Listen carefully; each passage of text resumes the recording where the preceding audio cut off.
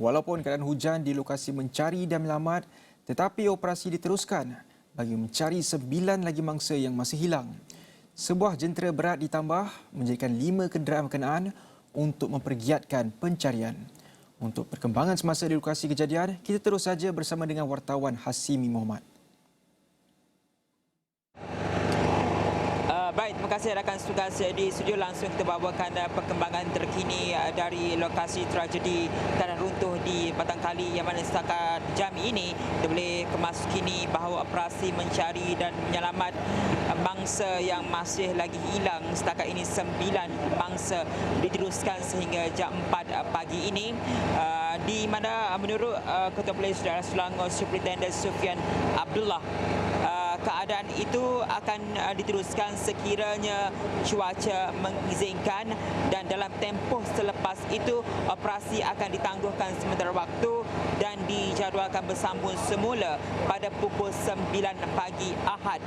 yang mana setakat jam 9 malam tadi dilaporkan juga tiada sebarang penemuan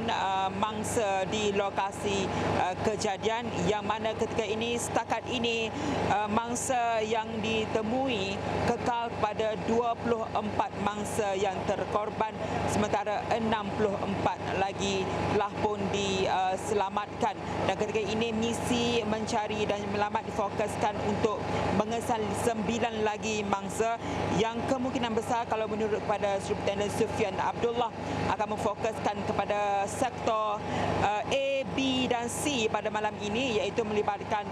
Hillview, Farmview dan juga Riverside untuk mengesan 9 lagi mangsa yang masih lagi hilang. Kita faham bahawa sebentar tadi keadaan di lokasi kejadian ini hujan, juga agak lebat, dan ini juga memberikan sedikit cabaran kepada pasukan SAR untuk mengesan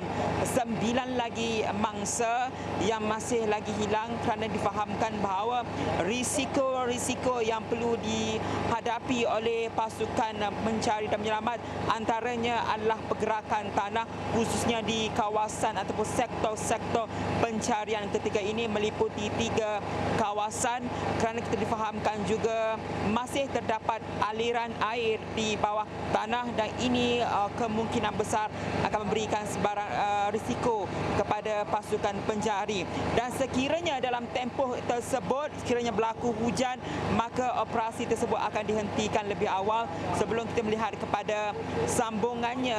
pada esok, iaitu sekitar pukul 9 pagi. Dan fokus ini juga dimaklumkan oleh Superintendent Sufian bahawa ketika ini mereka memfokus kepada 5 agensi utama untuk membantu proses pencarian tersebut, dan juga dimaklumkan juga kalau kita melihat kepada temu bual Esra Awani bersama dengan pengarah Jabatan Bomba dan Penyelamat Malaysia Selangor Datuk Nur Azam Khamis pada 7.45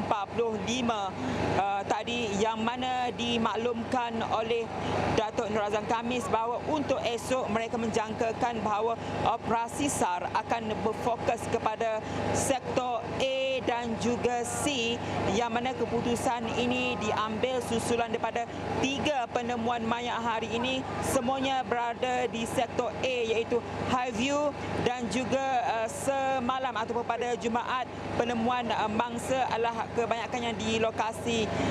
C, itu melibatkan Riverside. Jadi menurut Datuk Nur Azam Khamis, beliau menjangkakan bahawa sekiranya ada mangsa yang tertimbus di sektor B, iaitu melibatkan Farmview, kemungkinan besar mangsa-mangsa ini akan dihanyutkan ke sektor C yang akan difokuskan dalam operasi mencari dan menyelamat esok. Itu gambaran yang boleh kita bawakan untuk jam ini. Kalau ikutkan telah pun memasuki hampir 48 jam insiden ini berlaku, dan operasi mencari dan menyelamat diteruskan dengan giat, yang mana kita tekankan juga bahawa bahawa selain daripada jentera berat, daripada pasukan mencari dan menyelamat yang melibatkan 135 pakar-pakar dalam kejadian tanah runtuh, operasi ini turut dibantu oleh anjing unit pengesan K9 yang turut mempunyai kepakaran dan juga kemahiran dalam mengesan mangsa-mangsa yang tertimbus di bawah tanah, batuan dan juga air. Jadi semuanya kita akan bawakan di Astro Awani untuk kita melihat kepada tumpuan seterusnya adalah mencari 9 lagi mangsa yang masih hilang dan apakah kaedah-kaedah yang akan digunakan oleh